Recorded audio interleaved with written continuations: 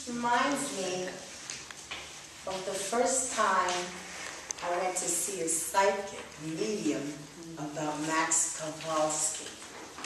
And the lady said to me, I put the picture, see his picture up there, put the picture down on the table. She's up in Parkland Plains. And she looked at it, she says, well, is he living or past? I said, past. She said, when? I said, 1956. She said, well, what do you want to know?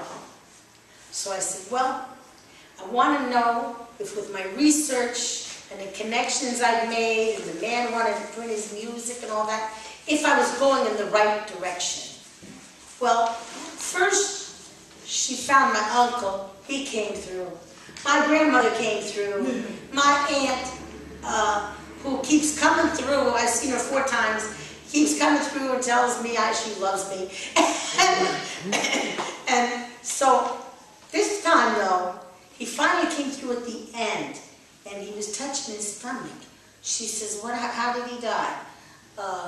Did he have diabetes? I said, no, he had stomach cancer. Now, nobody else would have known that because this was his daughter, and she told me that. It's nowhere mentioned in books.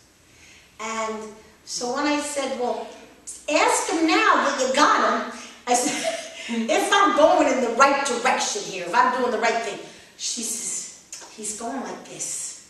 And he's saying, she's all over the show. She's got to get focused. And I was thinking he was picking on me. I thought he didn't like what I was doing. I didn't know what was up until after she died. She left me. This is her pretty little house. This is where we got drunk. Anyway, this is her house, and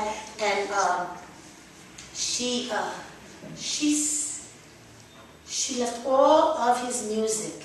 So I got them, and I went to visit Kowalski's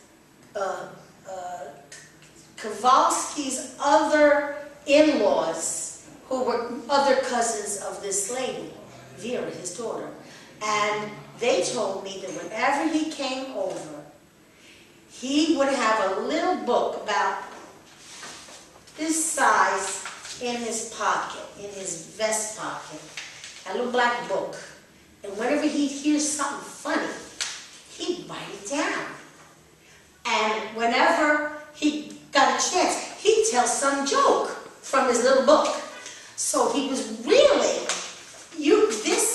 the way you played that showed how that was his personality. He was very witty, very funny and clever, and he loved life, he loved jokes, and he loved all humanity.